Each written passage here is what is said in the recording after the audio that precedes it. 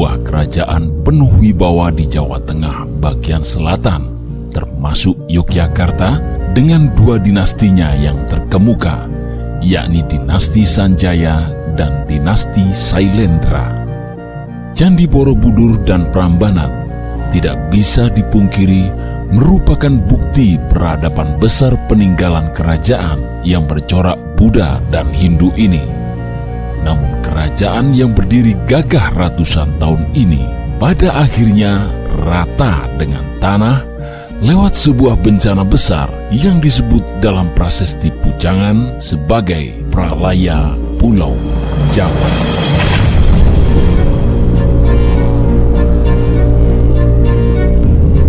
Pralaya pertama adalah gempa bumi dan letusan dahsyat gunung berapi yang terjadi pada masa pemerintahan Dyah Wawa setelah sebelumnya berhasil mengkudeta Dyah Tulodong. Saking dahsyatnya peristiwa ini, puncak Gunung Merapi hancur lebur dan lapisan tanah mengalami pergeseran ke arah barat daya hingga membentuk lipatan yang kini disebut sebagai Gunung Gendol, sekaligus menambah lempeng perbukitan menoreh yang berada di wilayah Magelang. Diduga, Dyah Wawa tidak berhasil menyelamatkan diri dari keganasan alam ini, namun patihnya yang bernama Empu Sindok lolos dari maut dan memindahkan pemerintahan Mataram ke Jawa Timur.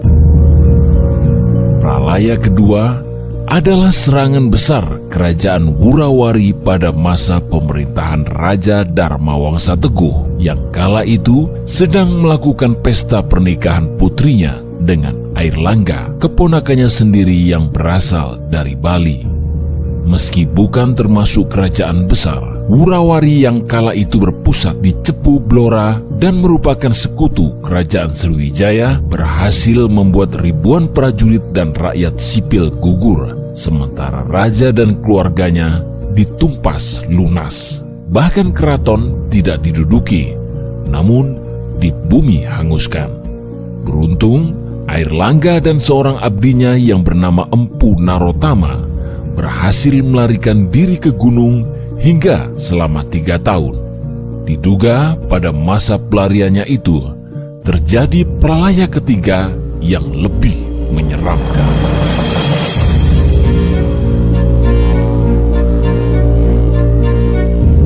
Prasasti Pujangan yang berangka tahun 1041 dan dikeluarkan oleh Prabu Airlangga yang kini tersimpan di Museum Kalkuta India menggambarkan bagaimana Pulau Jawa kala itu rata seperti hamparan laut. Dalam inskripsi prasasti itu juga disebut kata Arnawa atau Ekarnawa yang ditafsirkan oleh sejumlah sejarawan dan pakar epigrafi sebagai banjir besar, air laut yang menggenang, buih laut raksasa hingga gempa bumi kuat akibat tanah dikocok oleh para dewa. Tentu yang terlintas dalam pikiran kita saat ini, itu semua adalah wujud dari tsunami. Pelarian Airlangga yang berada di pegunungan Wonogiri memungkinkan dia menyaksikan apa yang terjadi di daratan yang lebih rendah. Maka cukup masuk akal jika tsunami yang terjadi dan disaksikan dari atas gunung akan menyerupai hamparan buih. Konon, akibat tsunami ini, pasukan Wurawari akhirnya terpaksa pulang ke Blora karena menganggap Mataram dibantu oleh penguasa Laut Selatan. Meski demikian, ada juga yang berpendapat bahwa apa yang dimaksudkan sebagai banjir besar dalam prasasti itu adalah serangan dari Wurawari itu sendiri yang menyerupai air bah.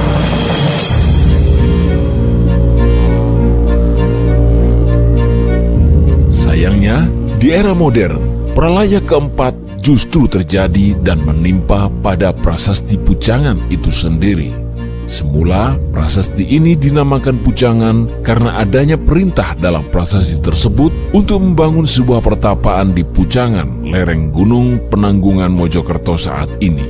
Prasasti ini ditemukan oleh Gubernur Raffles, lalu dibawa ke Batavia dan diserahkan pada rekannya, Gubernur Lord Minto, yang berdinas di India pada tahun 1812. saat Minto pensiun dan pulang ke Skotlandia, prasasti ini tidak dibawa namun ditinggalkan di India. Perlakuan yang kurang apik dari pihak Museum Kalkuta terhadap prasasti Pujangan dilaporkan oleh sejarawan Peter Carey, peneliti babat Diponegoro, pada sebuah acara di Galeri Nasional Jakarta di tahun 2015. Dalam amatannya, prasasti itu dibiarkan begitu saja di gudang luar, terkena bocoran hujan dan sama sekali tidak dianggap. Jika Anda menyaksikan foto ini, nampak sekali gudang ini tidak terurus dan prasasti diletakkan begitu saja seperti benda rongsokan. Hingga saat ini belum nampak tanda-tanda prasasti Pujangan akan dipulangkan ke Indonesia. Sebab jika tetap di sana dan dibiarkan dalam keadaan tidak terawat lalu pelan-pelan hancur, prasasti ini benar-benar akan pralaya dan sedikit demi sedikit terputuslah jejak-jejak para leluhur Nusantara.